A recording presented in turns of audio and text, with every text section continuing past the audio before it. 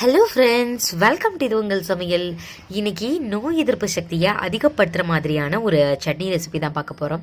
இட்லி தோசைக்கு சட்னியாகவும் வச்சு சாப்பிடலாம், சாதத்துக்கு துவையலாக வச்சு சாப்பிடலாம். ஒரு தயிர் சாதம் இருந்தால் போதும், சைட் டிஷ் வேறு எதுவுமே தேவையில்லை, இதை வச்சு மட்டுமே சாப்பிடலாம். அந்த அளவுக்கு ரொம்ப ஈஸி, ரொம்ப டேஸ்டி. சரி வாங்க இந்த சட்னி எப்படி செய்யலாம் அப்படின்னு சொல்லிட்டு வீடியோக்குள்ளே போயிட்டு சட்டன் பார்த்துடலாம். ஃபர்ஸ்ட்டு ஒரு கடாய் எடுத்துக்கோங்க. எடுத்துகிட்டு 2 டீஸ்பூன் நல்லெண்ணெய் சேர்த்துக்கோங்க. 1 டீஸ்பூன் கடுகு, 2 டீஸ்பூன் உளுத்தம் பருப்பு சேர்த்துக்கலாம். சேர்த்துட்டு நல்லா ஃப்ரை பண்ணுங்கள். கலர் கொஞ்சம் சேஞ்ச் ஆகட்டும். அதுக்கப்புறம் ஒரு கை நிறையா கருவேப்பிலை இருக்கு இல்லையா, அதை நம்ம சேர்த்துக்கலாம். கருவேப்பிலை வந்து நம்ம எதில் சேர்த்தாலுமே தனியாக எடுத்து ஒதுக்கி வச்சுறாங்க, ஆனால் கருவேப்பிலையில் அவ்வளோ சத்து இருக்குது, அதனால நம்ம இதில் சேர்த்து அரைக்க போகிறோம். காரத்துக்கு 1 டீஸ்பூன் மிளகு சேர்த்துக்கலாம். மிளகு வந்து இந்த சளி பிரச்சனை எல்லாத்துக்குமே ரொம்ப நல்லது, அதனால மிளகு இதில் சேர்த்துக்கலாம்.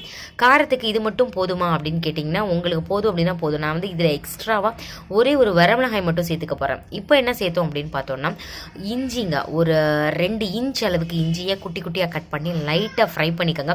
இஞ்சியில் நோய் எதிர்ப்பு சக்தி அதிகமாக இருக்குது அப்படின்னு சொல்லிட்டு நிறைய டாக்டர் சொல்கிறத நீங்கள் கேட்டிருப்பீங்க, நானும் கேட்டிருக்கேன். அதனால தான் சரி இந்த சட்னி போஸ்ட் பண்ணலாம் அப்படின்னு தோணுச்சு. சின்ன வெங்காயம் ஒரு 20 வெங்காயம் எடுத்துக்கலாம்.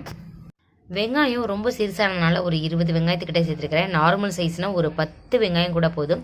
பெரிய வெங்காயத்தில் செய்கிறத விட நீங்கள் சின்ன வெங்காயத்தில் செய்யுங்க. சின்ன வெங்காயத்தில் தான் டேஸ்ட்டு வந்துருக்கு. அதே மாதிரி மருத்துவ குணங்கள் நிறைய இருக்குது. அதனால தான் நோய் எதிர்ப்பு சக்தியை அதிகப்படுத்துகிற மாதிரியான சட்டின்றதுனால நீங்கள் கண்டிப்பாக சின்ன வெங்காயத்தில் செய்யுங்க. அப்புறம் வந்து ஒரு 3 தக்காளிங்க. இது வந்து ஒரு நெல்லிக்காய் சைஸ், பெரிய நெல்லிக்காய் இருக்கும் இல்லையா, அந்த சைஸில் இருந்தது, அதனால் 3 எடுத்துருக்கிறேன். நாட்டு தக்காளி தான். நார்மல் சைஸ் அப்படின்னா ஒரு லெமன் சைஸ், பெரிய லெமன் சைஸில் இருக்குது அப்படின்னா நீங்கள் வந்து 2 தக்காளி கூட எடுத்துக்கலாம். எடுத்துட்டு நல்லா அதை வந்து ஃப்ரை பண்ணி விடுங்க. பச்சை வாசனை எல்லாமே போயிடணுங்க. நம்ம டக்குன்னு சேர்த்துட்டு உடனே அரைச்சிட்டோம் அப்படின்னா அந்தளவு டேஸ்ட் இருக்காது. அதனால் நல்லா அதை வதக்கி விடுங்க. சப்போஸ் உங்களுக்கு பாத்திரம் வந்து அடிப்பிடிக்கிற மாதிரி இருந்துச்சு அப்படின்னா கொஞ்சமாக தண்ணி மட்டும் சேர்த்துக்கோங்க. ஒரு 1/4 டம்ளர் மட்டும் தண்ணி சேர்த்துட்டு மறுபடியும் இதை வதக்கிட்டே இருந்தீங்க அப்படின்னா பச்சை வாசனை எல்லாமே போயிடும். ஸோ இந்த அளவு வெங்காயம், தக்காளி, இஞ்சிக்கு இந்த காரம் வந்து கரெக்டாக இருக்கும்.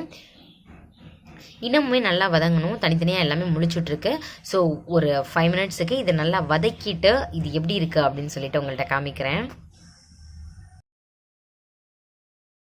எல்லாமே நல்லா வதங்கிருச்சுங்க.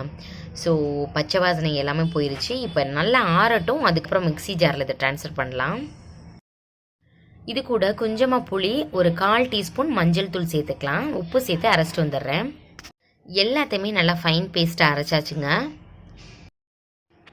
பவுலுக்கும் ட்ரான்ஸ்ஃபர் பண்ணியாச்சு. கடுகு, எண்ணெய் மட்டும் சேர்த்து லைட்டாக தாளிச்சு விட்டதில் சேர்த்துருக்கிறேன். சூப்பராக இருக்கும். நீங்களும் ட்ரை பண்ணி பாருங்கள்.